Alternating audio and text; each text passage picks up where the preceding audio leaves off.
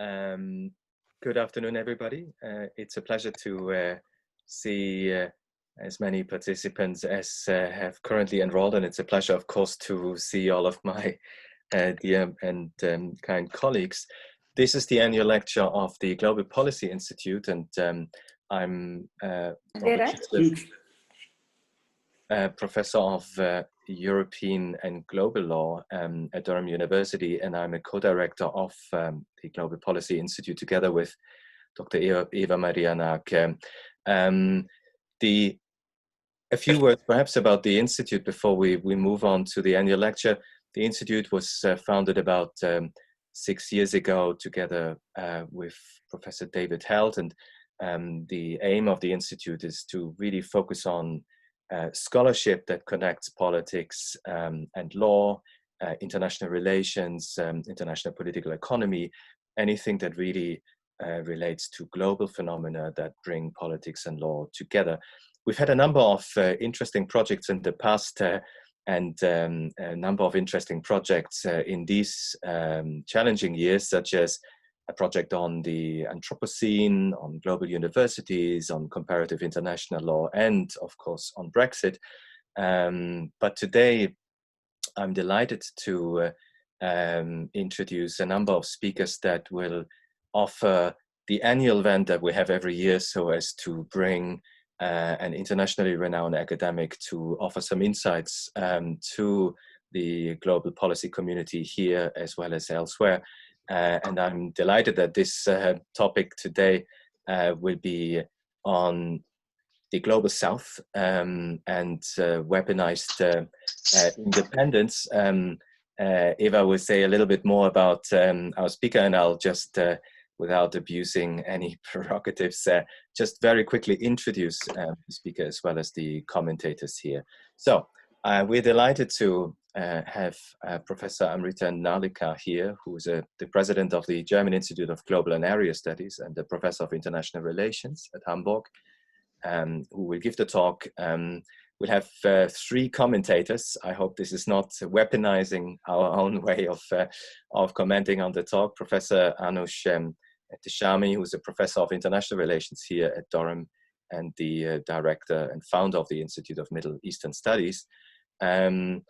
Dr. Eva Maria Naak, who is the executive editor of Global Policy and one of the co-directors of the Global Policy Institute here, who will be introducing our speaker, and Dr. Alex Waterman, who is a research fellow in security, terrorism, and insurgency at the School of Politics and International Relations at the University of Leeds. Thank you very much to the speakers and the commentators. And thank you very much for everybody who's been tuning in. It's a very strange period of time. We have to do it in the manner in which most of the universities now operate, and that is virtual and online. But I think that has also some enormous potential to bring as many people in globally as possible. But without further ado, I shall be acting as a moderator. I pass on the word to Eva to introduce our speaker. Thank you very much, Eva. Thank you, Robert, and a huge thank you to Amrita for joining us to deliver the annual Global Policy Institute lecture this year. Robert's given the very brief rundown on Amrita, but what I'd like to really say is that for many in the audience, she will not be an unknown name and very familiar to many of us, and especially to those in the field of international political economy. She's been a huge figure for many years now, so it's a real pleasure to have you here. Amrita's career is not just distinguished; it spans a number of countries. So starting with the JNU in Delhi, then crossing into Oxford, Exeter and Cambridge, and now Germany, Hamburg, as the president of the German Institute for Global and Area Studies, and which we're very pleased to collaborate with you on this. She's also a professor of international relations at the University of Hamburg, and thank you for taking time out of your teaching schedule to do this for us. So Amrita, as many of you know, has published widely and extensively on international trade, on international organizations, notably the WTO, the very difficult one, on international negotiations. and on Indian foreign policy. And I'd really like to recommend her latest book published this year with Cambridge University Press. It's a must read, and I would encourage you to also get your students to read it. It's entitled Poverty Narratives and Power Paradoxes in International Trade Negotiations and Beyond. That's a real accomplishment as well. I'm also thrilled that Amrita is a Global Policy Journal author and a regular contributor to our blogs as a columnist. It's wonderful to have your thoughts on various issues, including COVID now, which is it's also something for international negotiations, as you know. Before asking Amrita to take the stage to talk about her take on the Global South in the context of a world of weaponized interdependence, Amrita has kindly agreed to award the Global Policy North annual, it's the Best Dissertation Prize in memory of Radhabhai Nandwani, who is, it was set up in honor of the mother of Suresh Nandwani, one of the School of Government and International Affairs professors of practice. Unfortunately, Suresh cannot join us, he's in Manila, but he passes on his best wishes, of course, to us here and especially to Alex. So if Amrita, you'd just like to say a few words about the prize, that'd be wonderful. Okay, thank you very much, Eva. Thank you very much, Robert, for inviting me to do this with you, and also for the kind words of introduction. And it's a pleasure and honor for me to be here, doubly so in the context of Alex's achievement. So these are tough and worrying times of a global pandemic. And so it's perhaps even more important to celebrate the good news. And it's a great pleasure for all of us today to be celebrating Dr. Alex Waterman's achievement for being awarded the GPI Radhabhai Nandwani Best Dissertation Prize. And Alex Waterman's doctoral thesis is entitled Managing Insurgency, Counterinsurgency and Order Negotiation in Northeast India, which sounds absolutely fascinating, and I'm looking forward very much to reading the works that come out of your thesis. For this work, Alex has earned not only the doctoral title and degree, but also this prestigious prize. So many congratulations to you, Alex. And normally we would be toasting you in person, but hopefully the lack of physical presence is somewhat compensated by this international audience where we are all toasting to your achievement and your future success. Well done, Alex.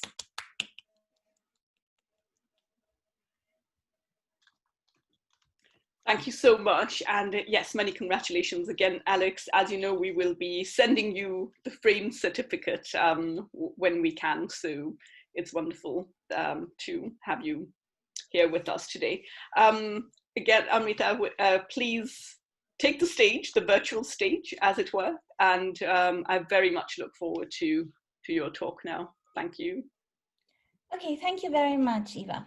So, as you know, the title of my presentation today is The Global South in a World of Weaponized Interdependence.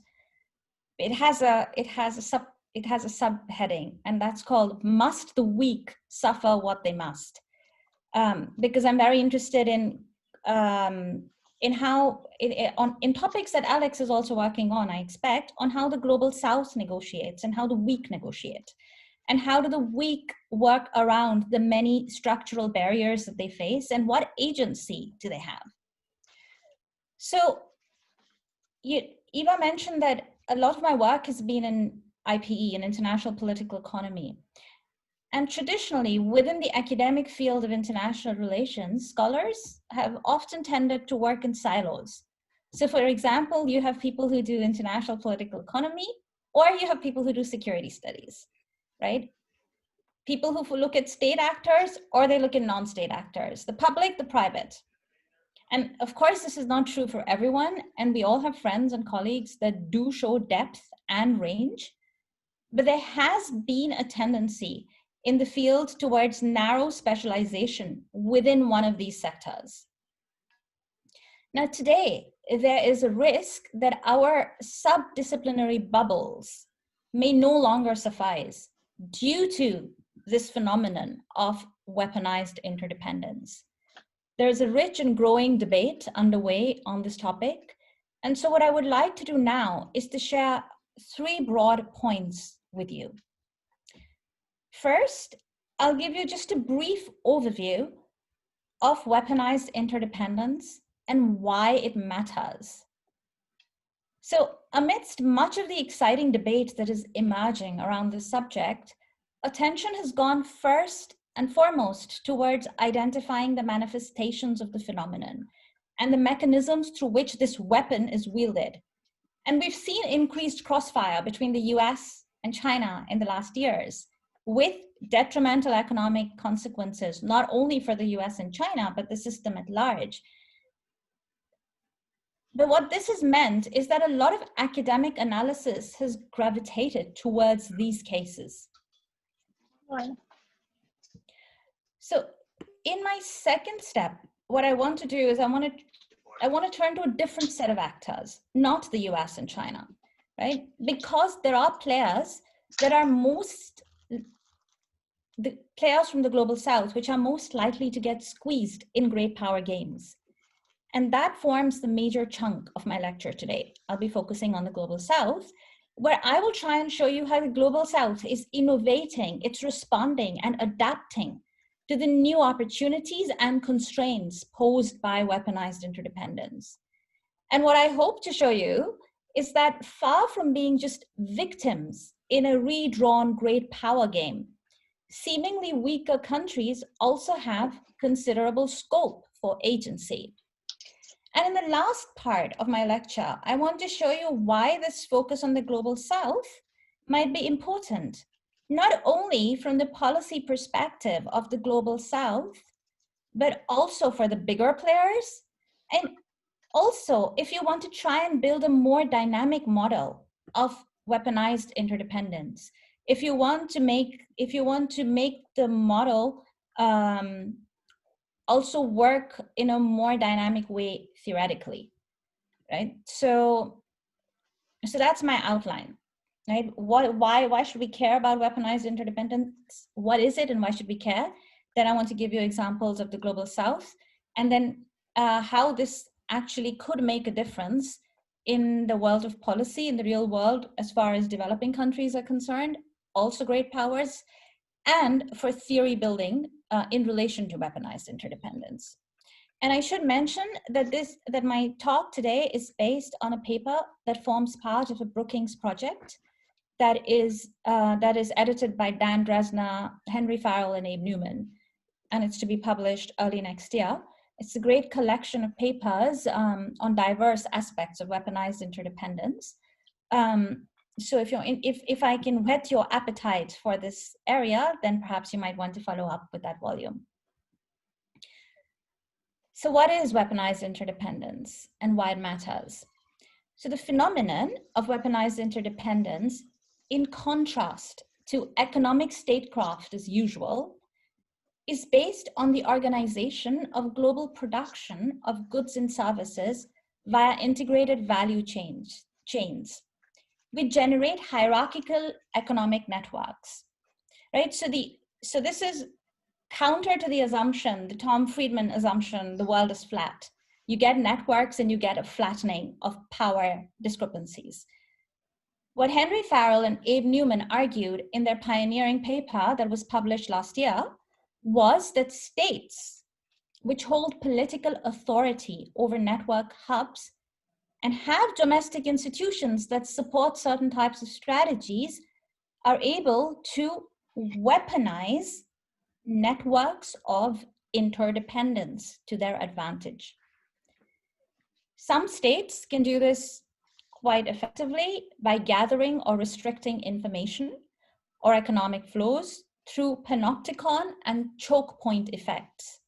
So by having access to lots of information because they are on a hub, on a network hub, or by choking off, by controlling access through these choke point effects.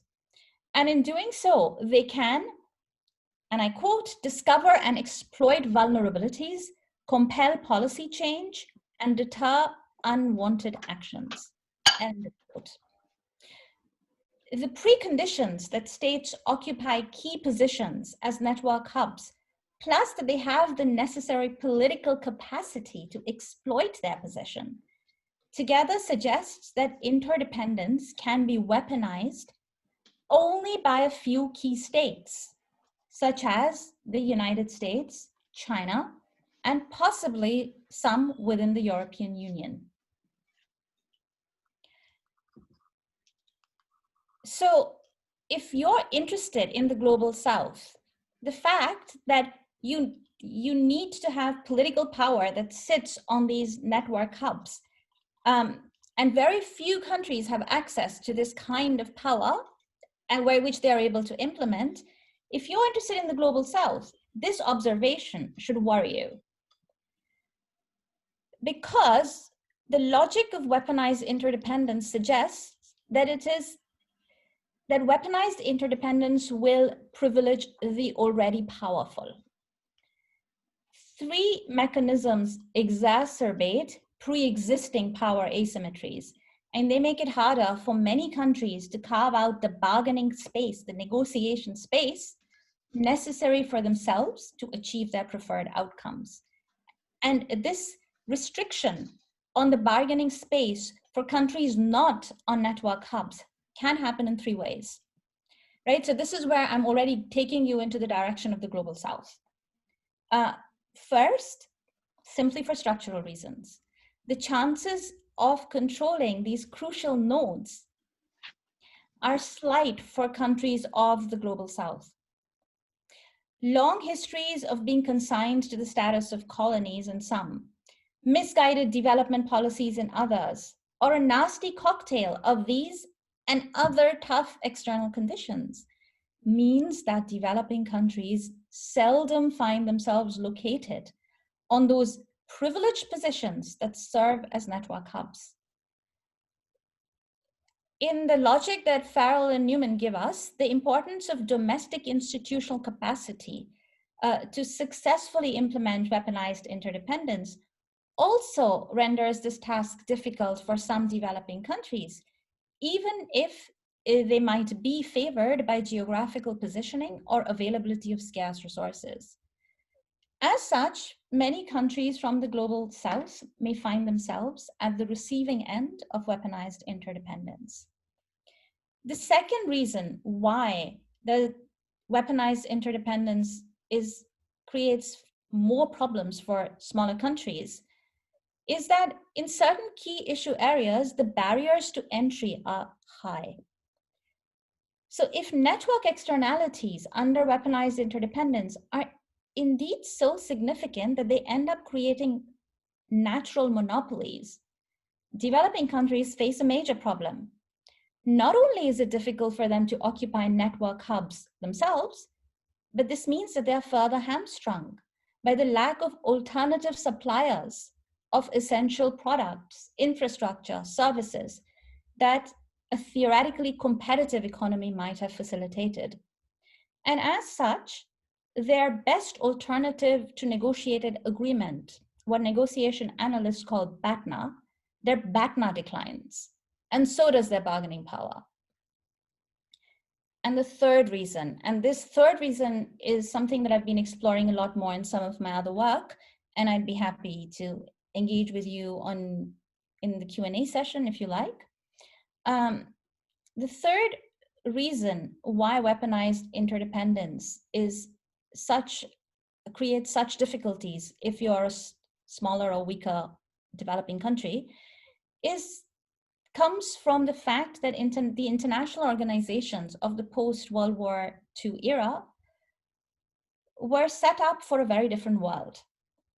An important assumption underlying the post-war system was there's a positive correlation between prosperity and peace. Multilateral institutions were therefore premised on the virtues of interdependence. So a certain degree of like-mindedness was also assumed amongst players. So take the example of the World Trading System, which is what I work on. The Soviet Union and its allies were not a part of the GATT in the era of the Cold War. Within the system, increased economic integration was seen as a conduit to both enhanced wealth and greater peace. And the European project epitomized this logic. Then came the end of the Cold War, and that reinforced this assumption. So for example, when the WTO came into force in 1995, a triumphant liberal narrative promoted the idea of progressive convergence. Working with this belief, the WTO welcomed new members like China and Russia into its fold, but it was ill-prepared for two fundamental challenges that were in the offing. A, that states could misuse the deep economic integration, which the international trade regime had promoted as such a great virtue, right? Those same trade relations that were supposed to be leading to greater peace, they could be used for geostrategic gains rather than global peace. And B, that convergence was not an inevitability amongst all players, and certainly not among systemic rivals. So caught between a trade war launched by the US on the one hand, and the long-standing persistent violations of WTO law, or at least the spirit of the law by China on the other, the WTO failed to keep up with changing ground realities. Today, we know that all core functions of the organization are paralyzed: negotiation, dispute settlement, and transparency. Now, the WTO provides us with one among several examples of the incapacity of multilateral organizations to contain weaponized interdependence or adapt to it. And while this poses a problem for international cooperation at large, the decline of multilateralism is especially detrimental for weaker players, because international organizations, to different degrees, have facilitated the functioning of a rules-based system, transparency, enforceability, scope for coalition building. All of these have helped strengthen the hand of poor and small countries in international negotiations over the recent decades. A weakening of these multilateral institutions hits the weakest the hardest. So weaponized interdependence potentially affects the global South, which hasn't been a part of the story about the the global South is not featured much in scholarship on weaponized interdependence, but weaponized interdependence affects the global South with a triple jeopardy. Poor and weak states find it hard to occupy key nodes in networks. Their BATNAs, their best alternatives to negotiated agreements, are reduced, and weakening multilateralism endangers their influence even further. So this begs the question, how far can they insulate themselves against some of these risks, or even turn this difficult situation to their own advantage? Which brings me now to the core of my argument. So far, all this makes sense. You want me to go ahead, right? It's all making sense? Cool. Okay, good. So here's the global South facing a triple jeopardy. Is there any scope for agency? Must the weak suffer what they must? And despite the structural disadvantage that stems from not being in control of these network hubs, I would argue that the global South has at least 5 promising strategies available to it, or countries from the global South have 5 promising strategies available to them. And now I'll just outline these with some examples. And the first 4 are sort of work within the system and its constraints. But the last one is about reshaping those structural processes themselves that Farrell and Newman have identified.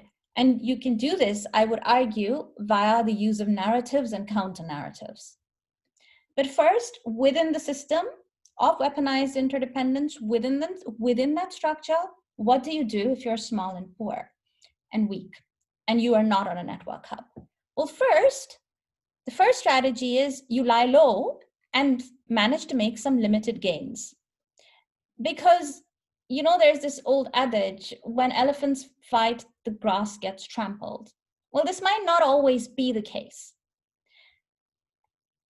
So the US-China trade wars are an example of this. For all the disruption and uncertainty that they have produced, they have also led to a redirection of trade. So the economic pie shrank last year, but it was also redistributed to the relative benefit of some smaller players. So for example, US imports from China contracted, but the Asian Development Bank reported that US imports from the rest of developing Asia rose, with notable increases from some countries like Vietnam or Taiwan and Bangladesh. Similarly, when China retaliated against US tariffs by imposing a 25% tariff on US soybean in 2018, other suppliers stood to gain. As the tariff took full effect, Brazil came to supply 77% of China's soybean market in 2018-19, and the US share of the Chinese market declined. So my point here is, this is the first strategy: lie low, make some limited gains. When major powers located on network hubs clash, they inadvertently also create space for smaller players to step in. And countries that have nimble production structures, supportive government regulations, and firms, companies that are ready to innovate to new opportunities could fare rather well when such opportunities arise. But the problem with this lie low strategy is that it relies heavily on conducive external conditions to emerge. And the gains that you accrue as a small player may be transient. So every time a deal to normalize US-China trade relations has been in the offing, newspaper stories have circulated that Brazil's gains will evaporate rapidly. And it's also worth remembering that it's not only the smaller players that can be opportunistic. Larger players can also step in an opportunistic way. Especially when there are certain vacuums being created due to the clash of greater powers. Take the example of the European Union as it grappled with the outbreak of COVID-19 and put up export restrictions on medical equipment, and the US persisted with its America First approach. China seized the opportunity to exercise its coronavirus diplomacy with full force. China's campaign involved the exports of masks and other equipment, as well as an aggressive media campaign to promote its own narrative on the origin, spread of the virus, and its own handling of the pandemic. Now, the extent to which China's coronavirus diplomacy will be successful remains to be seen. But for the purposes of my argument, it serves as a useful reminder that it's the strategy to step into these vacuums that are created by major disruptions is not a strategy limited to the weak. Chances are that it can and will be exploited to further enhance the power of the strong by emulating, adapting, and further refining the strategies used by sometimes smaller players. So to lie low and wait for suitable opportunities may serve as a good coping mechanism for a few countries of the global south that have sufficient flexibility in governance and market mechanisms. But it's unlikely to work as a long-term sustainable strategy. Second strategy. This one has to do with the temporary capture of choke points. So at particular times, smaller players, states, and sometimes non-state actors too, may find that they have greater use of underexploited choke points. This proactive attempt to use weaponized interdependence by weaker players does not easily result in a fundamental alteration of the intrinsic power asymmetry at work, but it can cause a good deal of disruption to major powers. So a couple of examples. Turkey Turkey threatened to flood Europe with 3.6 million refugees for the EU's criticism of its attacks on northern Syria in October 2019. That Erdogan was able to issue this credible threat derived from the country's strategically vital geographical position that allowed proximity to Europe, the presence of millions of refugees from the Middle East, and the raw memories of the crisis that had erupted across the EU in 2015 after Merkel's Wir schaffen das moment. So Europe's wariness of a repeat of these events helped in the creation of a choke point that was controlled by Turkey. India also found itself unexpectedly in control of a choke point during the early phases of the coronavirus pandemic. So a study claimed that the anti-malarial drug hydroxychloroquine could help lessen the severity of COVID-19 symptoms and progression in patients. India happened to be the main producer of the drug. So in fact, it contributes to, at that point, it contributed to 70% of the world supply of hydroxychloroquine. So India acquired unprecedented power to grant or deny access to what some believed at the time was potentially a life-saving medicine. The country's immediate reaction was to impose export controls on 16 drugs, including hydroxychloroquine and paracetamol, and thereby use the choke point to restrict access.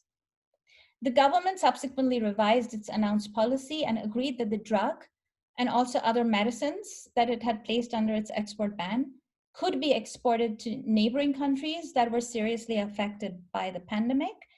And it also agreed that Brazil and the US, amongst others, could receive these crucial drugs, what were seen to be crucial drugs at the time.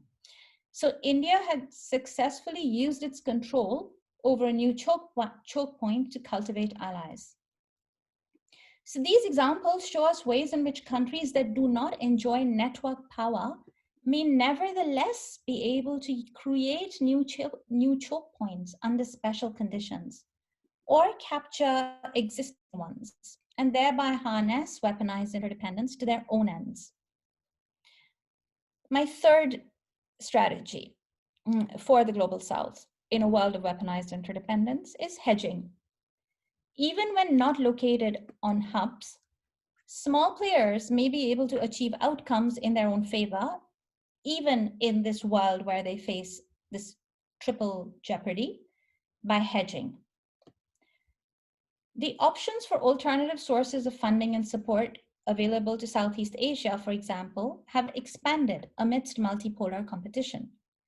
So, for example, we have seen China court countries in Asia through its Belt and Road Initiative. Europe has been developing an alternative connectivity initiative.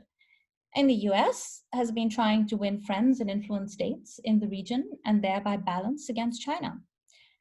So rather than simply become subjects of a great power rivalry involving a scramble for spheres of influence, some smaller players have chosen to harness the opportunities to improve their BATNA.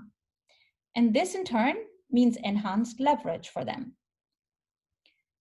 Japan, similarly, caught between declining US commitment to global order on the one hand and an increasingly assertive China on the other, has played a hedging game. On the one hand, it has coordinated its position with others that share its concerns, for example, via the Quadrilateral Security Dialogue, as well as the Asia-Africa Growth Corridor. On the other hand, it has also extended conditional support to BRI and stayed clear of an open challenge to China. So for smaller players, hedging is a plausible and effective course of action. But this is a strategy that works best in the short run. It is unlikely to be sustainable in the medium to long run, especially if confrontation amongst the major powers increases and decoupling begins to take place.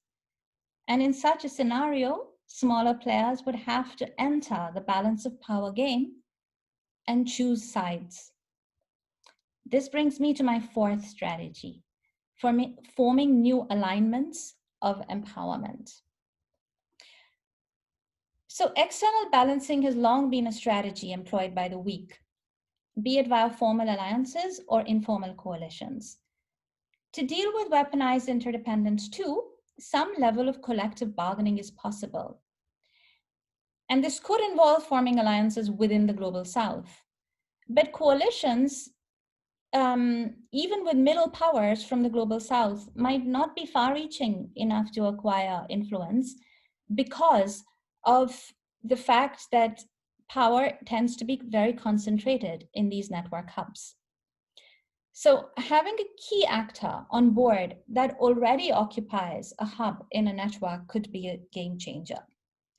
This could involve bandwagoning with an existing hub, for example, the US or China, or balancing by working with a power that is on the threshold of becoming a hub power. The European Union may have the potential to emerge as such a hub for 5G technology, or in setting standards on digital governance, especially if it beefs up its connectivity projects with others and takes measures to strengthen its own companies. Whether bandwagoning with one of the existing hubs or balancing collectively together with a threshold hub, the Global South has the potential to make more of a possible decoupling between the network hubs. I'll give you another example of the reactions to the coronavirus pandemic, which, as you know, resulted in a heavy disruption of supply chains for many countries. And it also led countries to recognize that high levels of integration in current value chains could result, and in some cases had resulted in, the weaponization of health policy. What happened was a set of strong reactions. So Margrethe Vestager, the EU Commissioner for Competition, for instance, stated that European countries should buy stakes in companies amidst the risk of Chinese takeovers of firms struggling during the pandemic. And also in response to the devastation wreaked by the pandemic, Japan took the decision to reserve 220 billion yen from its stimulus package to help its companies move production from China back to Japan, and another 23.5 billion yen to enable Japanese firms to move to other countries. Now, if this trend of reducing dependence on production hubs continues, new opportunities will arise for smaller players. For instance, via Japanese firms relocating to Southeast Asia. And this will give them greater leverage. It might also give them opportunities to form new alignments, especially if key powers seek to recreate value chains with like-minded players. Using these types of examples, the EU, Japan, and India could come together, not necessarily as a formal alliance against China, but as a coalition for recognizing the linkages between trade, investment, and security. Such coalitions could also play a useful role in updating multilateral institutions and enabling them to deal with weaponized interdependence. Now, all these four strategies are still within the structure, right? That's the structure of network hubs and a centralization of power. What can the Global South do? But now I want to tell you about what I see as a really exciting strategy, the fifth strategy. So Farrell, and this has to do with narratives and the importance of narratives. So Farrell and Newman take into account the role of domestic institutions and norms, which influence the extent to which and the ways in which already powerful actors use networks to weaponize interdependence. But networks had already been around for some time before relevant actors mobilized them for weaponized interdependence. I suggest that the question of when and why actors decide to use their weaponized interdependence potential may have something to do with narratives. So what are narratives? Narratives, according to Robert Schiller, are a simple story or easily expressed explanation of events that many people want to bring up in conversation or in news or social media because it can be used to stimulate the concern or emotions of others, or because it appears to advance self-interest. Narratives are major vectors of rapid change in culture, in zeitgeist, and ultimately in economic behavior, according to Schiller. When and why countries, now applying that argument of Schiller's, when and why countries choose to weaponize interdependence may in fact depend a great deal on the causal stories. Doesn't matter if they're true or false, just the causal stories that actors tell themselves. Besides their network centrality and complementary domestic institutions. And a change in domestic narratives might be the tipping point that leads centrally located actors to exploit their strategic positions. Take a look at Trump and the Trump administration's use of weaponized interdependence on trade. So Trump says trade wars are good and easy to win, right? And he has a multi-pronged attack on the WTO. And in doing this, Trump chose to exploit the long-standing centrality of the US to trade networks in an unprecedented way.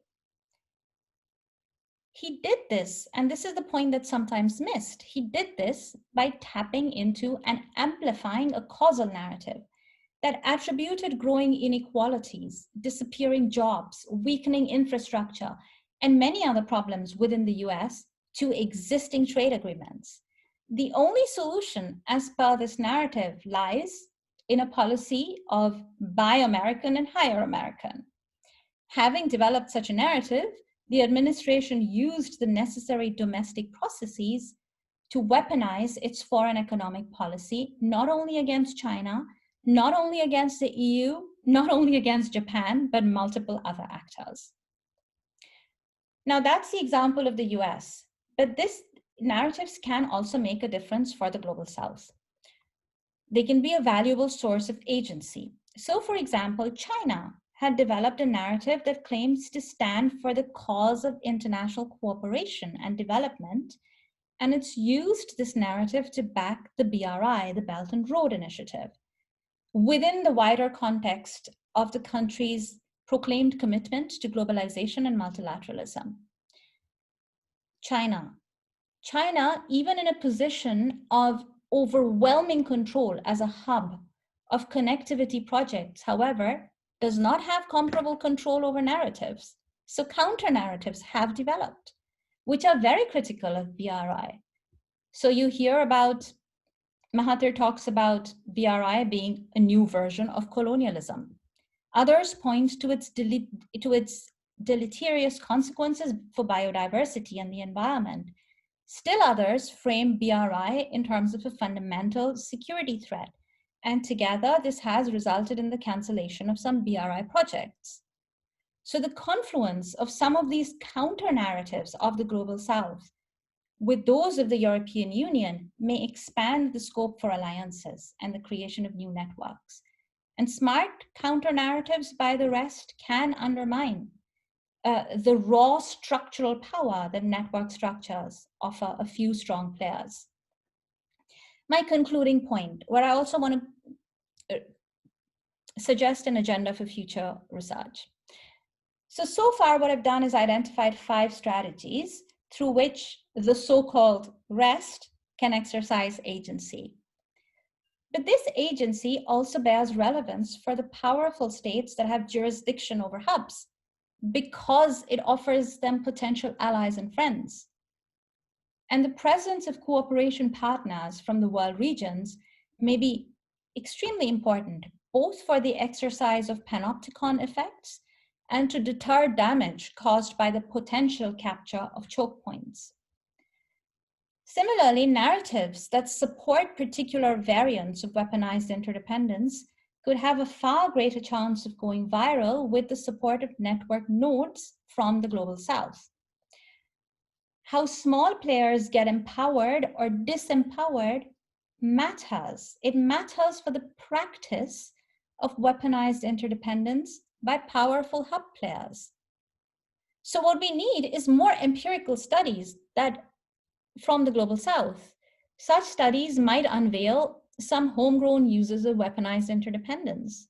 Others might reveal clear learning effects within the regions from the practice of weaponized interdependence within the region, or learning from hub players. Low levels of economic integration could provide fertile ground conditions for classic uses of economic statecraft. But low levels of economic integration also mean less opportunity for weaponized interdependence.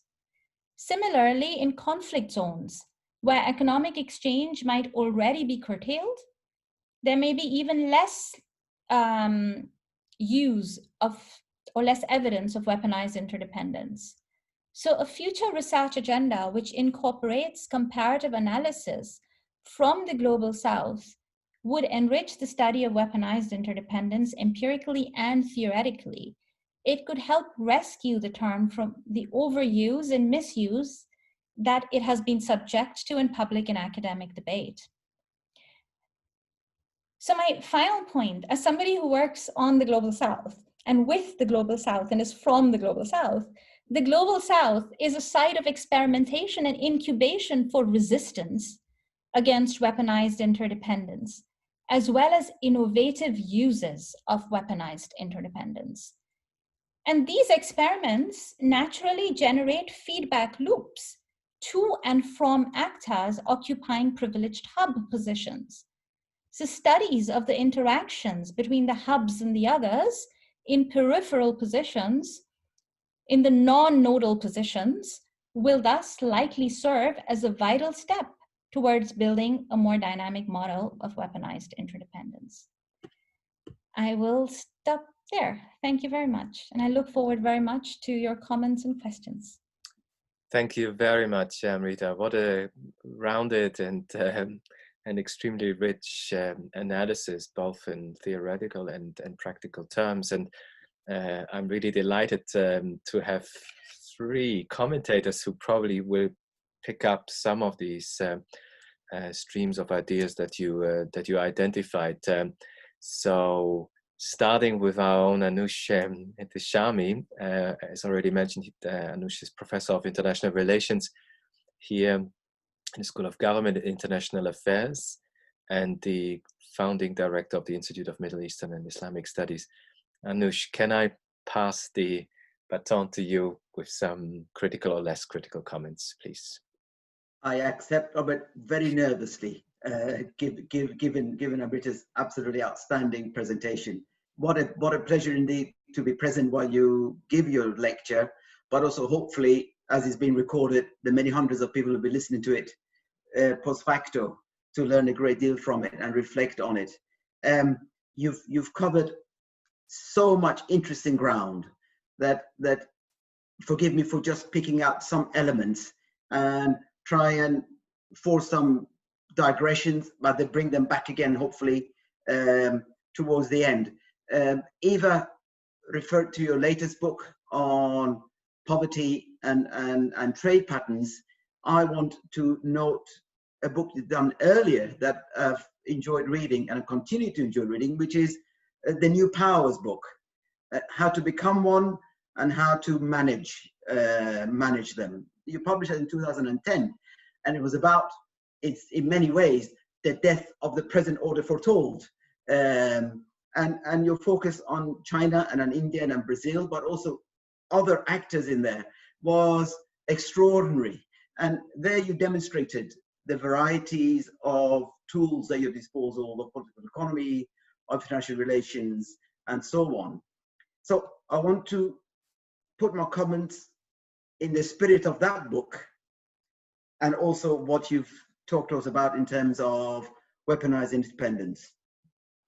I was privileged to examine a PhD virtually in Amsterdam just recently, and the candidate who the committee has now agreed to give him a hearing, as it were, used what appears a very old-fashioned framework, and that was elite theory, Amrita, and that was going back to Moscow and Plato and Wright and so on. This is the stuff that I'd done as an undergraduate, and yet the application of these in a totally new light was truly inspiring. And while one of the committee thought that they were not relevant to the subject it was doing, for me, it was actually the ability to apply and deploy this range of ideas to new circumstances that was so attractive. And in his case, he'd done extremely well.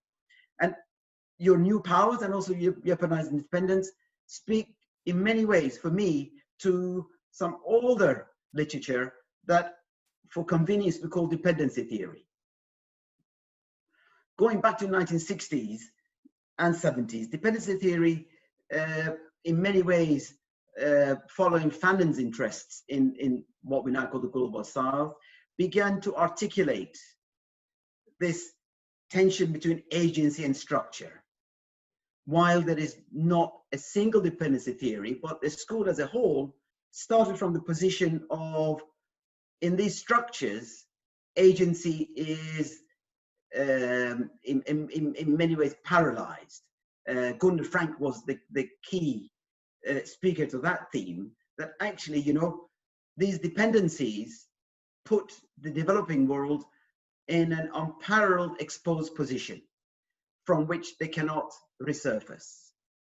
And indeed, these chains of dependencies goes right to the formation of the elites, that the political classes are also dependent capitalists, as he would care to call it. And therefore, agency has only limited power to break these chains of dependencies. The school evolved, and we got to a point where we began to look at what the World Bank began to call newly industrializing countries. These are countries that pulled themselves away from the Global South and managed to find, sometimes through the mechanisms that we already articulated, a way forward. Sometimes opportunistically, sometimes for virtue of their alliances, sometimes by bandwagoning and so on. And that was all taking place in the context of the Cold War, which didn't seem to feature a great deal in that kind of a political economy literature.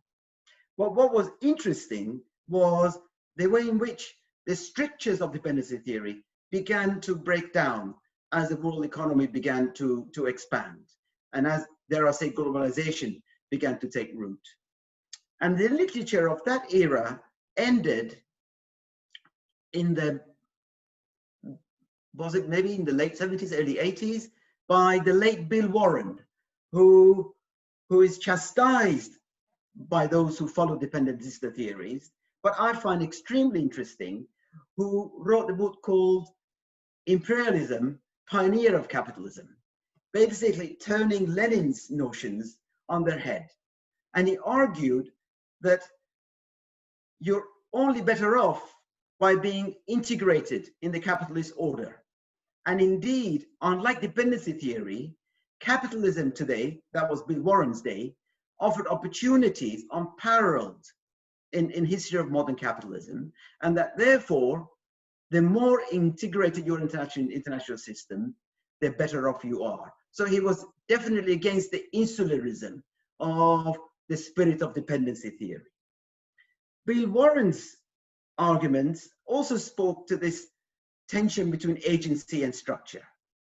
Because what he was now arguing is that actually the Global South does have agency, and that where it is able to exploit opportunities, where it has a competitive advantage, if you want to use political economy terms, development studies terminology, then given the right conditions, these countries can ultimately prosper. Now, Bill Warren may have become old-fashioned, dependency theory have become unfashionable, but they all, in my view, underbuild the notions that we are now engaging with in the kind of work that you are now proposing. But what was, moving on, you'll be glad to know, Robert, swiftly, what was really interesting is actually the ideas implicit in what they were saying is that the Global South is not static. The starting point that these hubs are controlled by a small group of countries, or in fact international corporations, and are therefore depriving agency, was being challenged in many ways implicitly by the forerunners of development studies and by the late runners of dependency theory, where they began to challenge all of this. And in fact, one of the most interesting studies of this was a book called Vodka-Cola, where it showed that actually the boundaries of the Cold War were not as economically static as we had assumed, and that there was a great deal of economic interaction, including investment, but also trade, between the two Cold War camps. And that was strengthening world capitalism, even though the Warsaw Pact and the Soviet Union would much rather have a parallel organization. There is logic to this tour that I'm taking, because actually the first thing it tells us is that the global south has choices, and the question is, how do they exercise those choices? That takes us in many ways, Robert, to the heart of the matter, which is when we look at agency in the global south, we cannot avoid looking at the political processes of the global south countries, right? And that poses a really dramatic question for the 21st century approaches to international relations and state building. And that question is one that the World Bank has been grappling with for a long time, is which makes for a more nimbler actor international system? An authoritarian regime, which has a centralized system that can direct change, that can direct investment and resources, or a flexible democratic state that can inspire, provide for innovation, and encourage engagement at a totally different level. We are still talking about agency, but we're beginning to remove the abstractness of agency structure and look a bit more carefully at, well, what kind of political regimes in the global south can help meet the 4 or 5 conditions that you raised earlier. Of course, you know, you've got to have something to say if you want to engage with the 5th, which is the narrative. Do you offer an alternative to the current system, at the end of which you'll be crushed? Do you work with the system along with a parallel line, or do you try to form a coalition?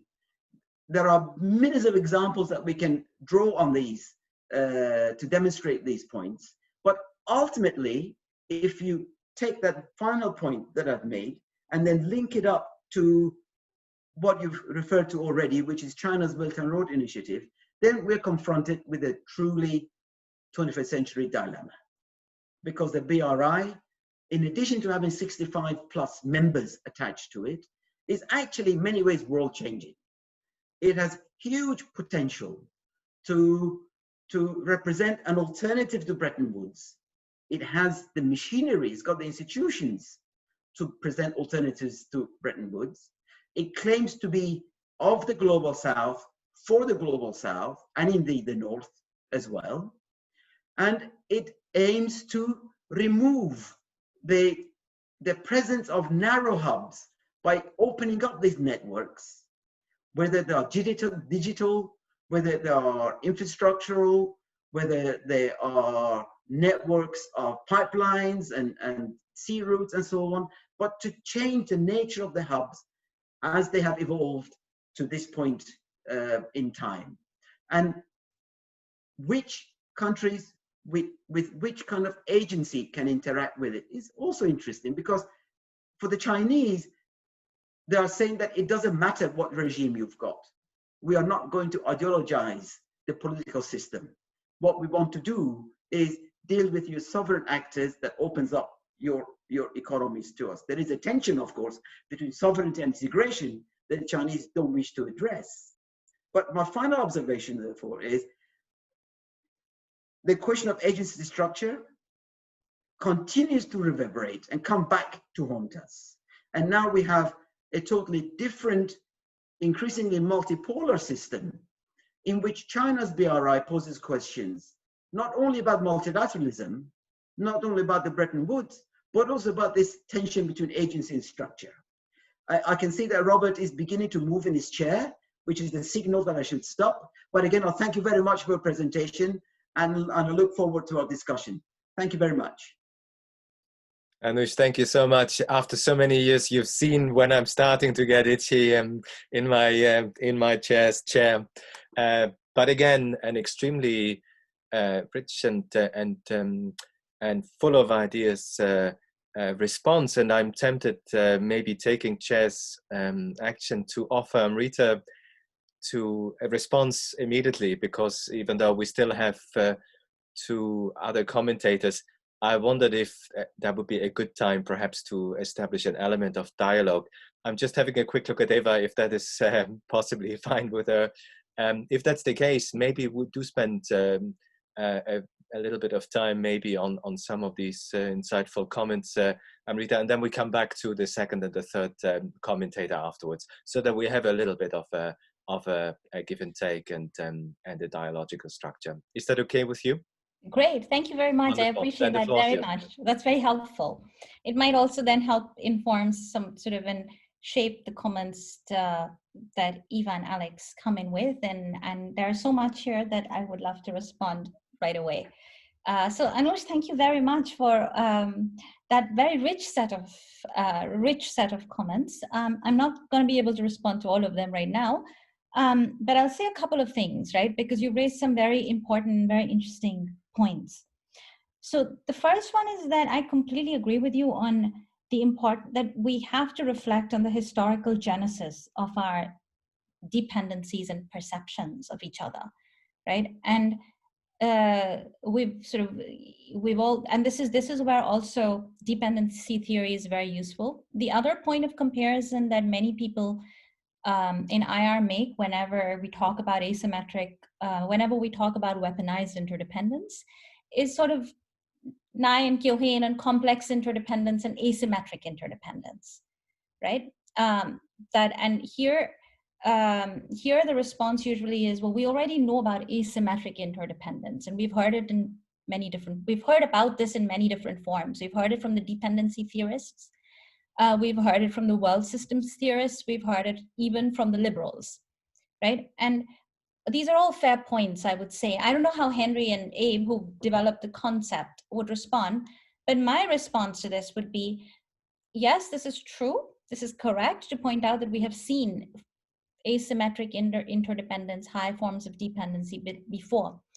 But what makes this phenomenon even more complicated and more interesting is the high level of integration that we get with global value chains today, right? So this is not just sort of, this is not the old-fashioned trading system that we knew, right? The fact that different parts of any product that we buy today has so many different sources, right? And that's why all the complicated rules of origin apply that Robert probably knows all too well about and could give us a lecture on right now.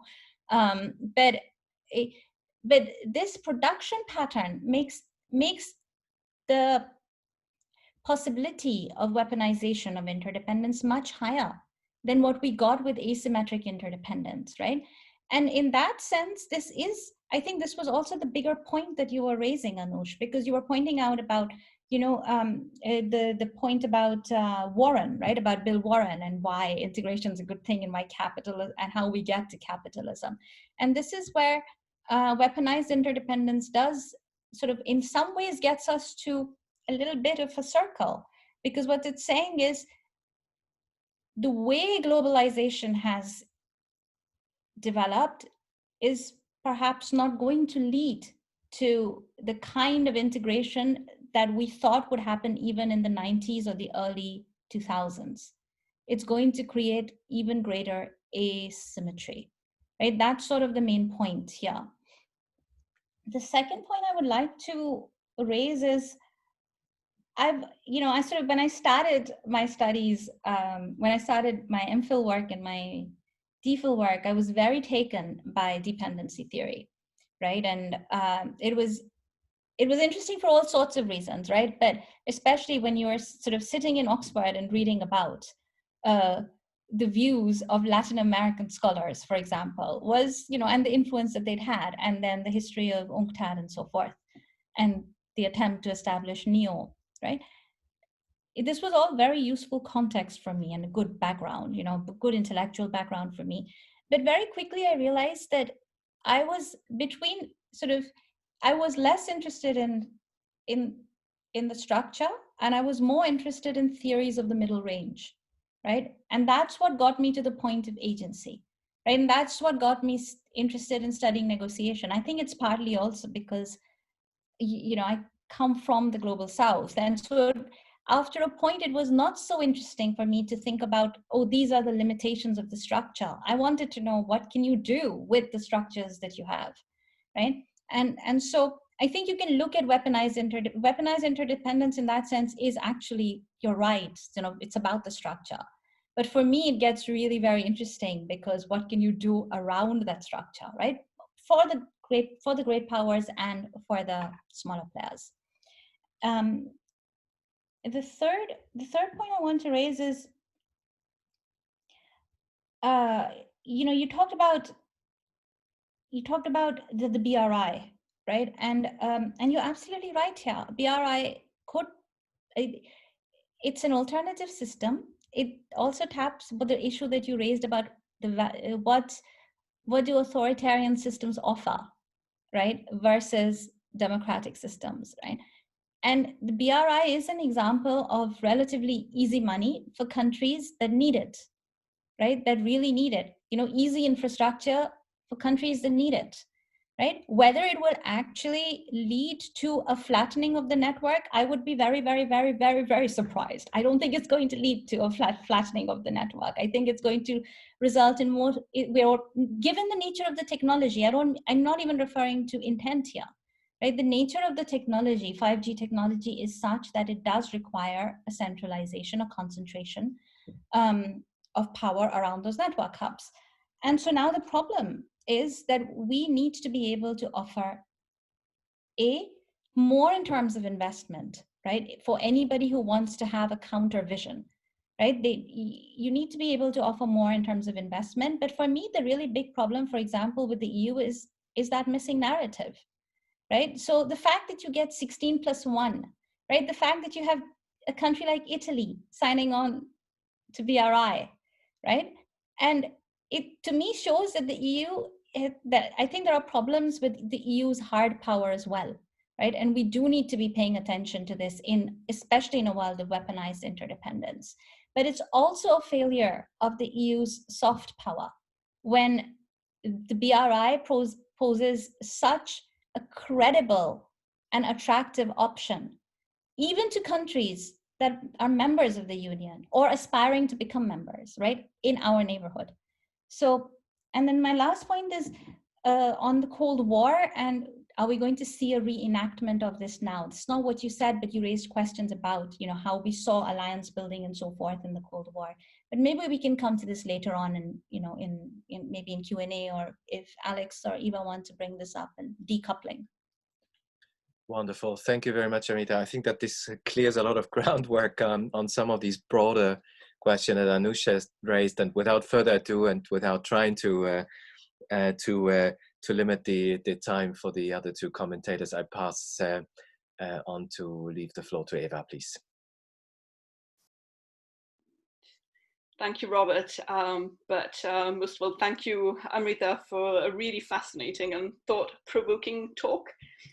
Really enjoyed that. So I think I'm going to follow in Anusha's footsteps a little bit in going back, but more back than he did. I want to go to Montesquieu.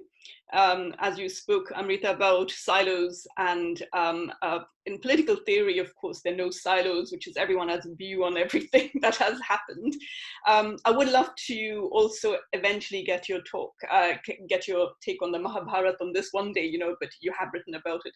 But I'm just going to stick with the one person now, because I think when I say I think in the global north, the reading of Montesquieu has really informed the work of a lot of contemporary thinkers who have thought about trade, commerce, and peace and prosperity and I think sometimes maybe sort of missed a little bit of the nuances in Montesquieu. So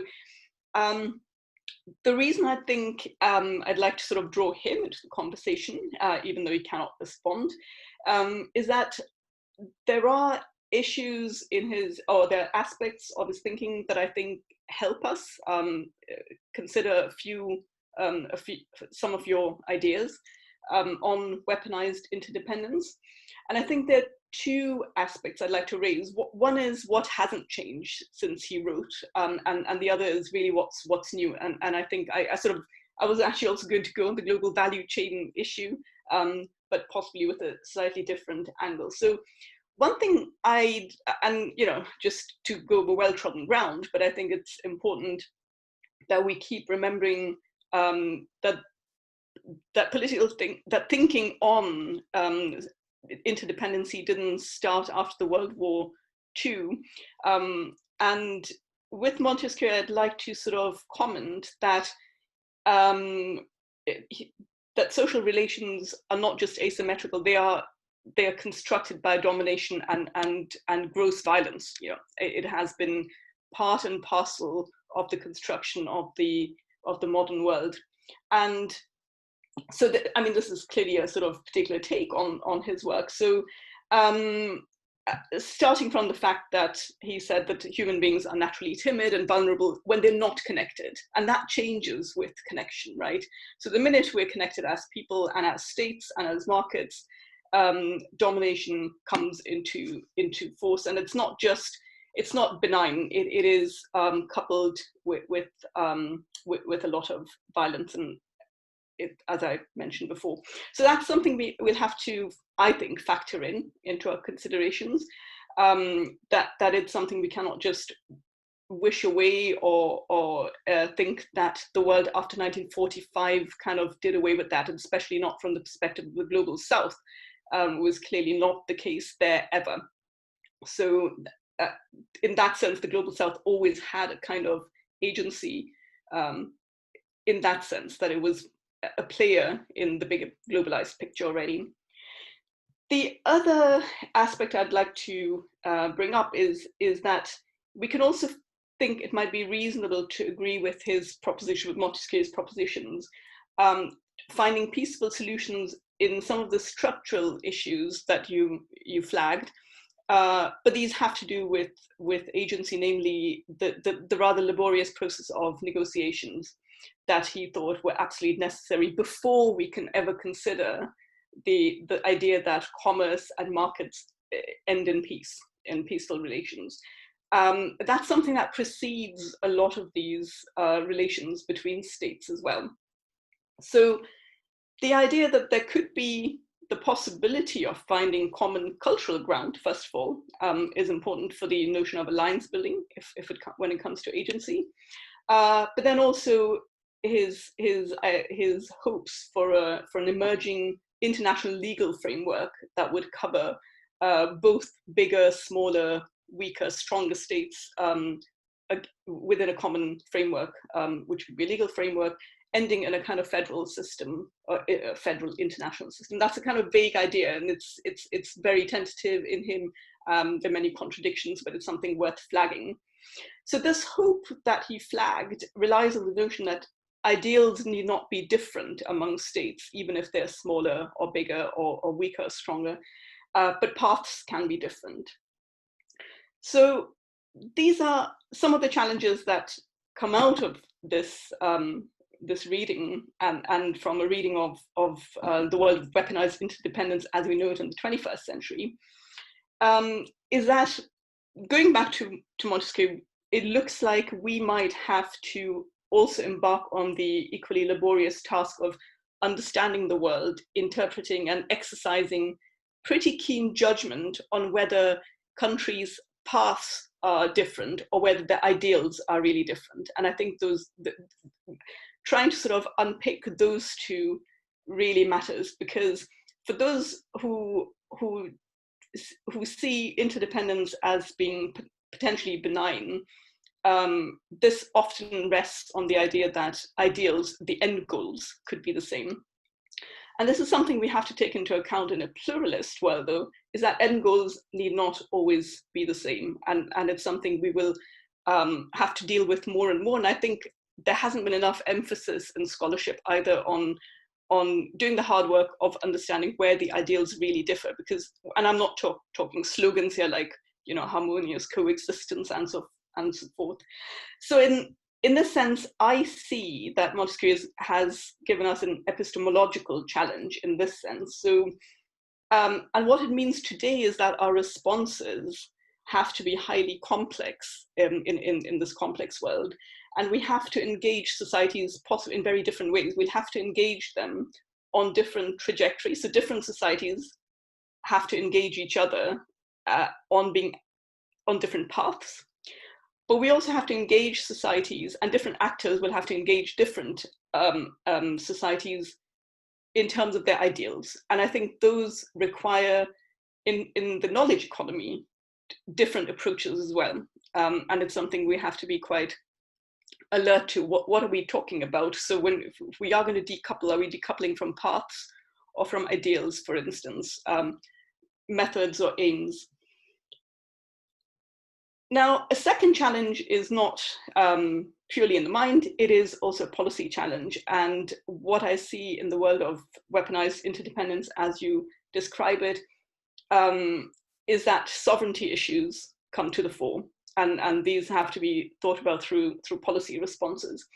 By this, I don't mean just jurisdictions, but also, as you point out, actors and fragmentations in policy fields and issues.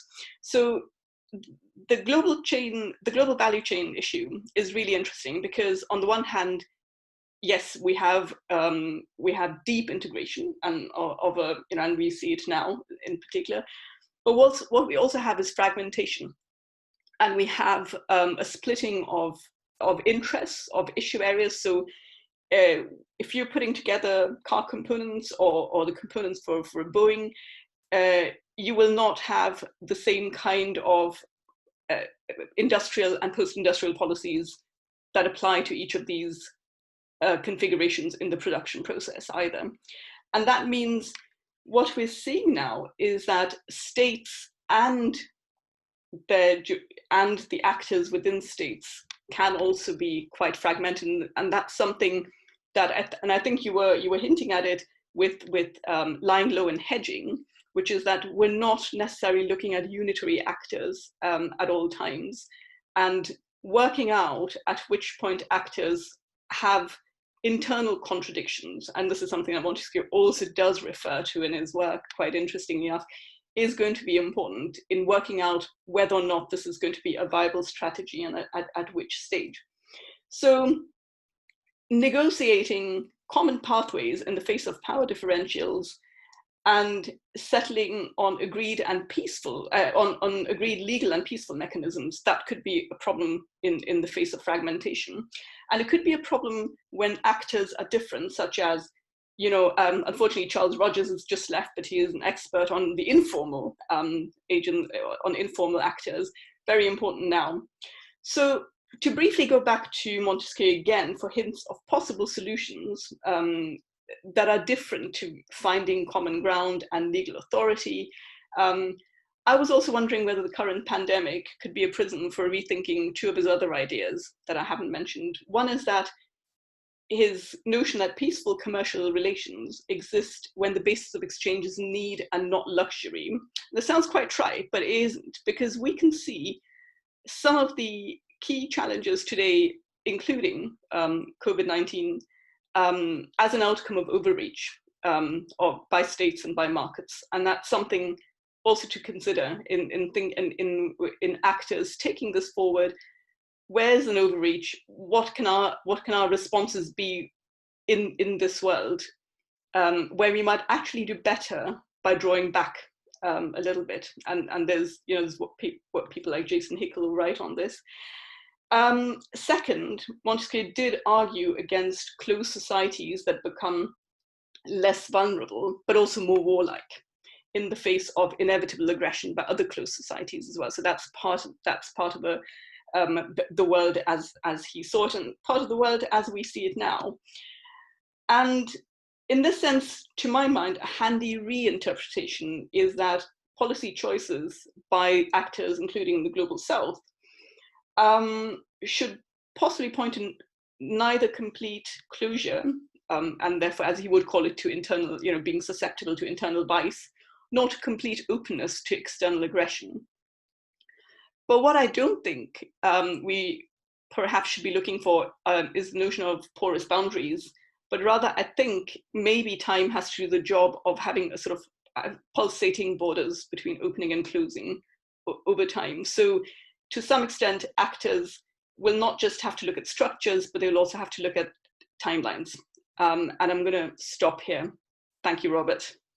Thank you, Eva. Yeah, you saw probably that I got nervous, but we still have a bit of time. And if I'm allowed, I don't know if people will have to leave 2 o'clock, but again, by purely despotic power, to probably quote Montesquieu in another way, maybe we extend it by about 15 minutes, and we see if that is possible. Of course, whoever needs to leave can leave. But I'd like to give the floor now to Alex Waterman, who is a research fellow in security, terrorism, and insurgency at the School of Politics and International Relations at Leeds, with some final comments, and then the floor goes back to Amrita afterwards.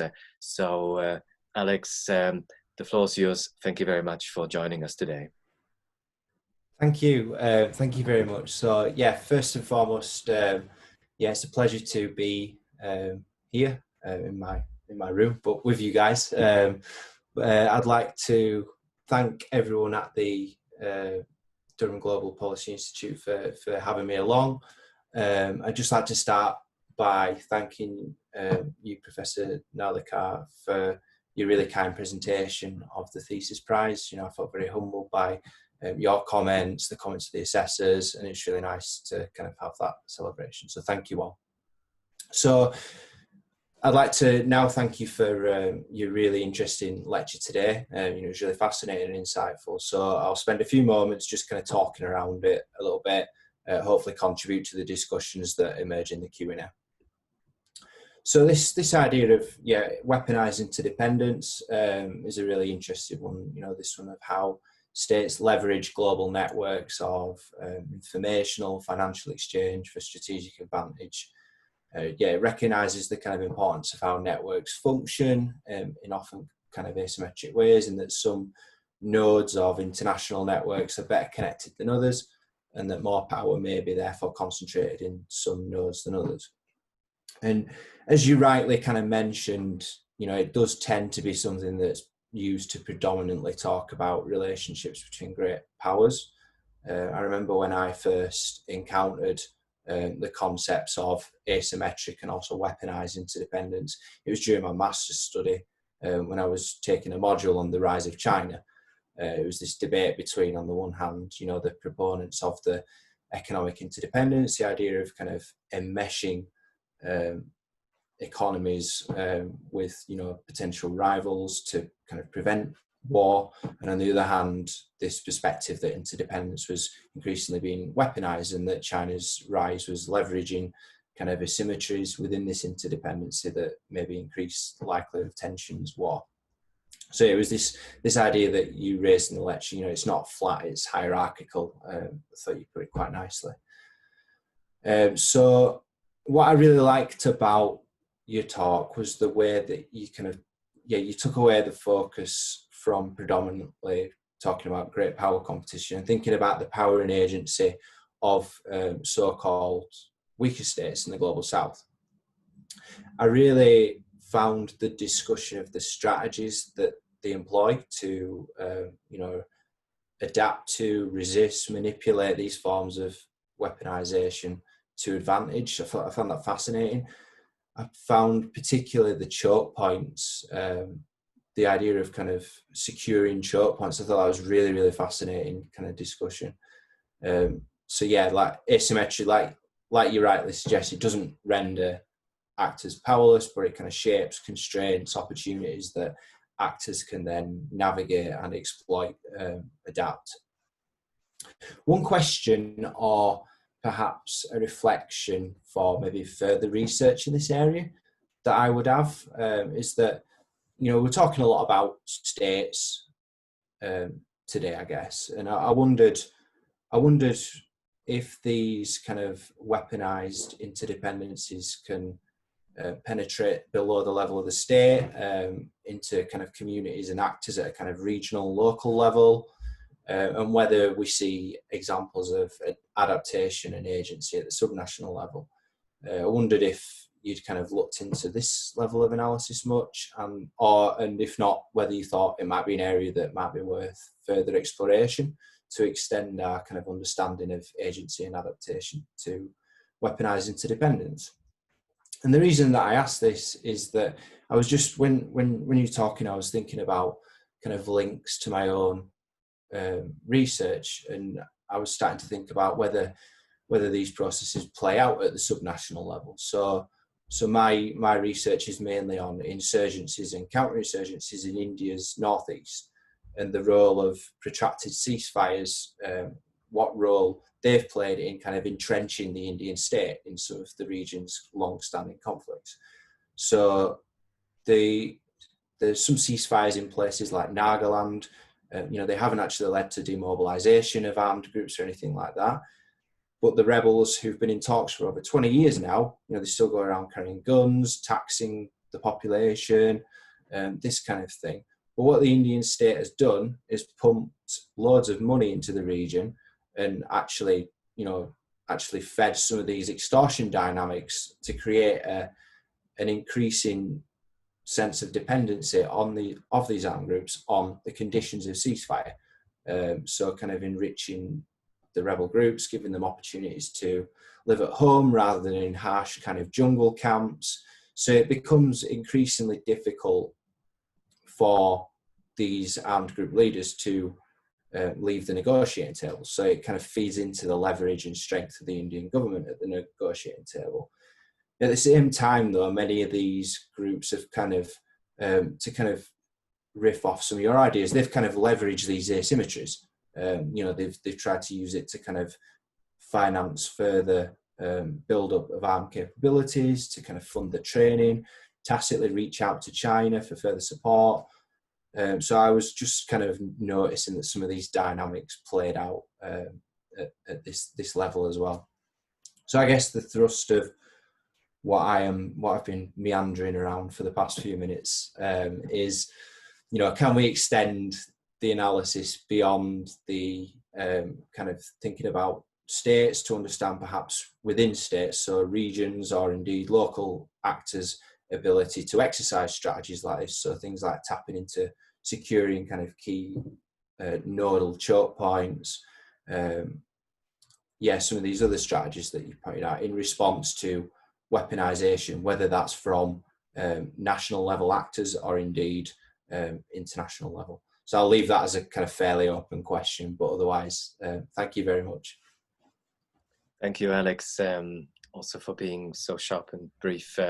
And what I would suggest is to go back straight to Amrita, maybe as to allow her to give immediate answers to these responses, and then I open up the floor for about 10 minutes for Q&A afterwards. Is that okay, Amrita? Maybe this is again a way for you to immediately respond to some of the ideas and some of the questions being asked. That sounds great. Thank you very much. Thank you to both Eva and Alex for a very rich and deep set of comments. So I really appreciate all the engagement.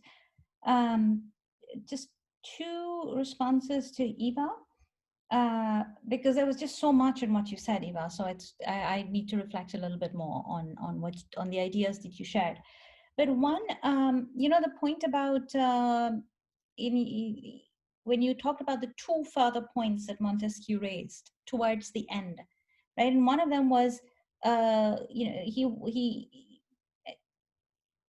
when he says the problem with closed societies, right? That they become less vulnerable, but then they also become more aggression prone, right? And this is sort of, I mean, that's one of the risks that we do see now, right? Because we're seeing this debate on weaponized interdependence really playing out in the policy world. where you're getting two extreme reactions. You're getting either the reaction from the people who react to Trump, right? I mean, and because particularly President Trump's attacks on the system are that extreme, right? The WTO is the single worst deal ever made. It's a pretty extreme statement, right? And so the reaction is, we have to preserve the system as it is, right? And reform just looks so measly that I worry that we get fragmentation. And and when you get fragmentation, you get a considerable decline of that open liberal order, right? But on the other hand, you get the counter reaction, which is nothing works, and so we really need to turn towards self-sufficiency, right? And so sometimes when you read on India, which I know you probably also do, Eva, is the talk about Atmanirbhar Bharat does not look very different from what Nehru was talking about, right? And so you talk about how closed societies, quoting Montesquieu, you talk about how closed societies can be more aggression prone, but closed societies, right, closed economies risk undoing the decades of poverty alleviation that we have secured, right? So this is not a smart move either. And so I very much share, that sort of that balance that you were also referring to, right? That I thought that was very interesting, not porous, but pulsating boundaries, right? And I would like to pick your brains a little bit further on this, maybe later. But I don't think we need to have, we go back to the Cold War, nor can we really keep the system exactly as it is, right? The WTO, for example, is incapable of dealing with, you have trade monitoring reports where they're not allowed to talk about subsidies. And that's just ridiculous, right? So there is reason for serious reform, and perhaps even thinking about the purpose of multilateralism, right? The purpose of globalization, right? And here the problem I find is that we get this, so sort of the motherhood and apple pie answers, right? So not the slogans, but we all want a good life. Yes, right? That I think everybody can agree on, but that doesn't take us very far. The answer that we want safety for our families, and we want to be able to provide the necessary conditions for education and so forth, right? Not luxuries, but the needs, right? That's the sort of answer you would get from smart people defending the system. But what you don't get is sort of a serious consideration of, is there a difference in values? That brings me to your second point, right? Which you raised early on, actually, about are the differences over the pathways, or are the differences over fundamental ideals and values, right? And I think it's been a hubris of the liberal order, of which I have also supported very strongly. If you study trade, of course, that's the school that you end up going, that's the school that you're educated in, on the value, on the gains from trade, right? But I think it's been a hubris of the system that has assumed that everything can be negotiated, right? That there is everything is up for grabs and it can be bargained over. And there are some things that cannot be bargained over. And I think that was also one of the problems, that China's socialization hypothesis does come from that hubris, right? Or the great, there is no difference over values. It's just about who has a seat at the table. And I think that's one of the reasons that why we're in this mess. So I think it's also okay to recognize difference, which in at least in the Brussels bubbles and the Geneva bubbles and the New York bubbles, we're very bad at doing, because we love the technocratic world, right? Which is, we're all same and we all follow the same rules and it all adds up. Those are my 2 points to your comments. And Alex, thank you very much for those very thoughtful comments as well. I have 3 responses. One, your question about non-state actor, subnational agency, right?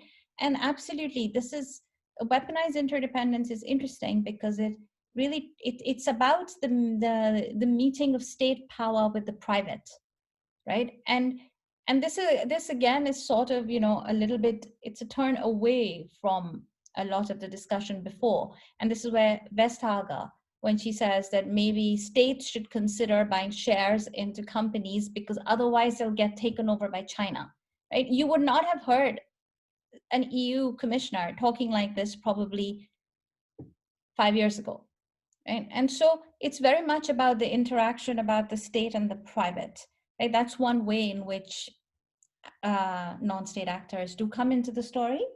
Your second point on, you know, your very first point on the rise of China and your masters, and you know the discussion that you used to have there, and this is, and I mean, sort of, I think earlier a lot of the discussion used to be on intent, right? How can you, you know, will China get socialized or will it not get socialized depends on China's intent, right? And so you get the debate on containment versus engagement. What weaponized interdependence does is that it adds a new layer, because it's not talking about intent, but it's giving a new set of mechanisms, right? And because those mechanisms are there doesn't mean that they will be exploited, but they could be, right? And when the intent and the mechanisms, the means come together, right? And there are systemic rivals, right? With potentially differing ideals, going back to Eva's point, then you get a much bigger problem.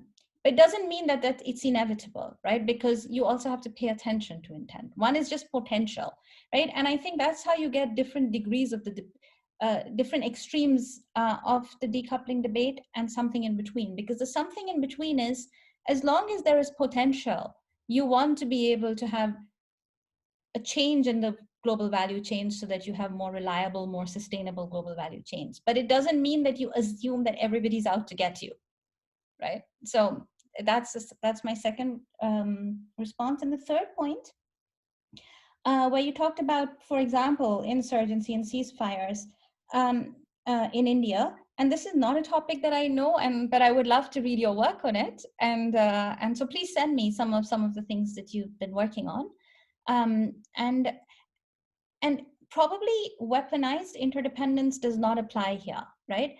But the points about asymmetric warfare do, and that's a very, you know, and also what your thesis is probably also touching on, in a big way actually, asymmetric negotiation, asymmetric bargaining, right? And so I would love to read what how you're thinking about this. So please share. And a small point on this, because it got me thinking further on how could you weaponize interdependence within states? And probably, I mean, I can imagine a condition, states, you know, areas with limited statehood, right, with very dysfunctional governance systems. You can well imagine food supply being restricted, right, from one jurisdiction to another. And that would be the weaponization of interdependence. And that sounds like a really interesting avenue to explore, right? And, you know, whether, you know, and that would have to do with which are the rebel groups in control, or is it, you know, or is it even sometimes just party differences? And, you know, what is the level of enforcement? Is it a federal system? And that's a very, very interesting idea. And I have not come across application of this idea to this, you know, to these types of questions. So worth exploring. One caveat that I think all of us who are involved in the project on weaponized interdependence would say is it's a catchy term, right? So sometimes it really works, right? Because and it works if you're talking about these, you know, these hubs of control and networks of power within the system of global production, right? But it doesn't, but people tend to use it for everything. And that doesn't work, because you still have good old-fashioned economic statecraft, right?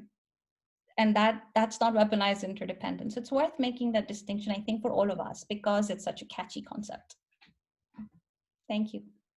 Thank you, Amrita. I don't want to exploit your generosity too much, but there are two more questions that have been asked in the chat, and I wondered if you'd be happy to, if I insist on them being sharp and pointed, if you would be still happy to take them. Yes. Sure. Thank you so much. Then the floor goes to Gianluca Andresani from the University of Aberdeen, but also with very strong links to Durham. Gianluca, could you be short and sweet? Yes. Very quick question, please. Yes. Actually, because also I had two questions, but some of them in part have been already asked by Anush. So the first question is on agency. Alex referred to private actors. I got a very precise point here about social movements. It links to many of your examples. You can't understand Trump without understanding he created an entire new movement, which pretty much shaked in the foundations of the United States. But more importantly, the example of Italy. I'm Italian, and where you were puzzled what happened there with the 5G issue with China, well, because a social movement appeared from nothing, the 5-star movement, who went to power. And they were completely against Europe. And they allied with another party, which also became a movement as well, with Salvini, against Europe. So that was intentionally done to shake Europe. That was a social movement to completely change the entire Italian landscape, political landscape. So what's the role of social movements like? The Arab Spring is another example. So you want change, social movement seems to be a very important private actor. The second question is more to structure. What about, going back to Eva made the example in historical, Gunnar Myrdal, okay, already mentioned that, enshrining social rights in such a way that become as they are civil rights today. So a kind of social movement, if you like a social rights movement, in a way that is structurally embedded with penalties and focusing on rules, so that is a structure that you cannot ignore anymore. Stopping there, sharp and quick, Robert, as you can see. Thank you so much, Luca. And last but not least, I have the honor of introducing Professor Ming Du from the Durham Law School. Ming, again, if you could be short and sweet, that would be great.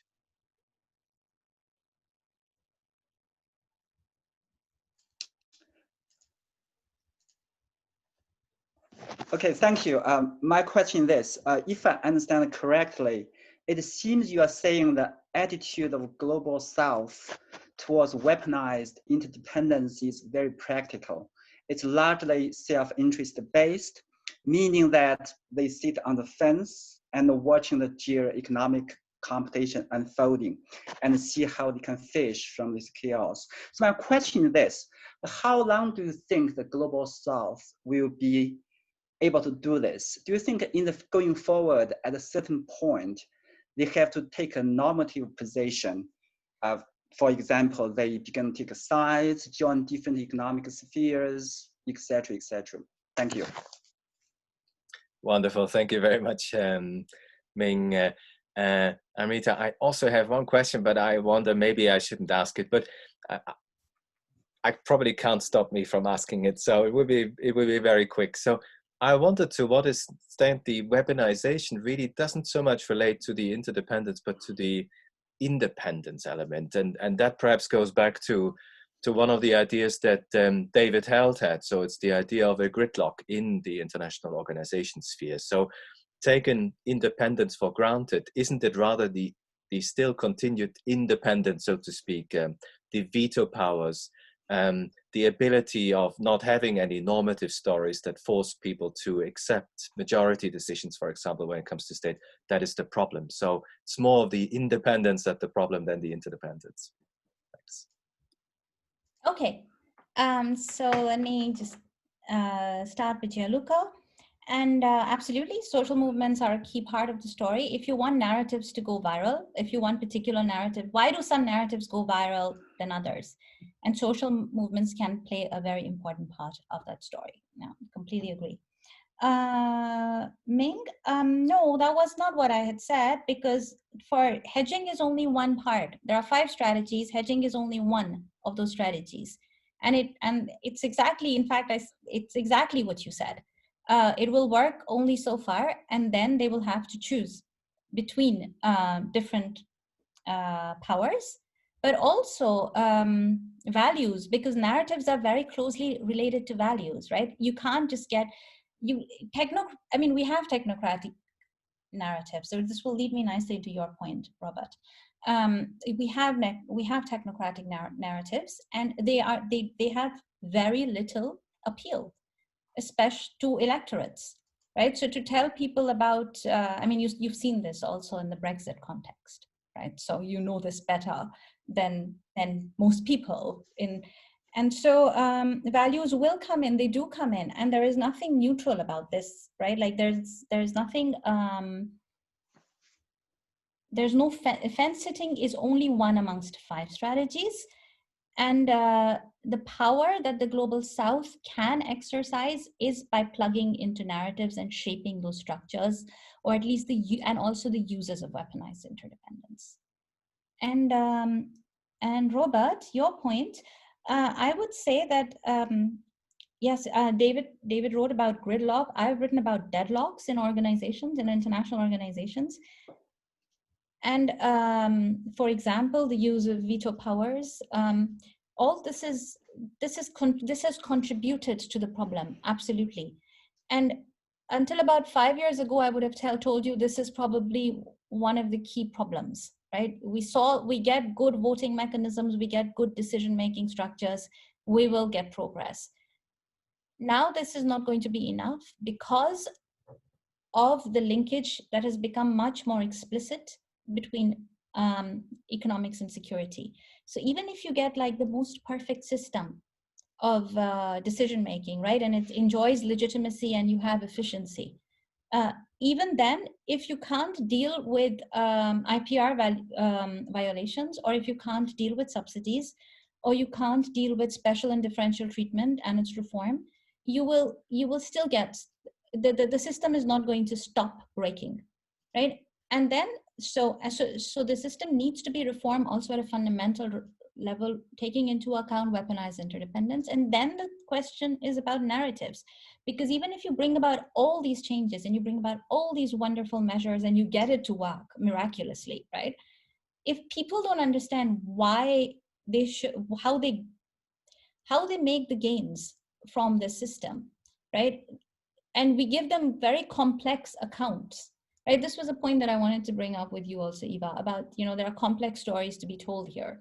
Yes, but the problem is, Make America Great Again is a very simple story, right? And that's the one that will get credence, right? Even, and you know, we've lost all our jobs because of trade.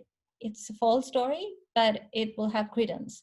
So somewhere we will need to find a good narrative that works, and good narratives have to be negotiated, right? And that taps into what Gianluca said and what Alex said, because that they have to be negotiated within societies and across, right? And above, right? So transnationally, interstate, and within societies. And you need all 3 things. You need the voting structures, processes to be improved. You need dealing with weaponized interdependence, and you need narratives to get real reform, meaningful reform. What a spectacular synthesis and conclusion, Amrita. Thank you so much for bringing all of these various strands of the respondents and the Q&A session together. And with this, I would like to thank you once more on behalf of the Global Policy Institute, as well as all of the participants, for a truly enriching and inspiring talk. So maybe I can invite everybody who is on video just to clap and to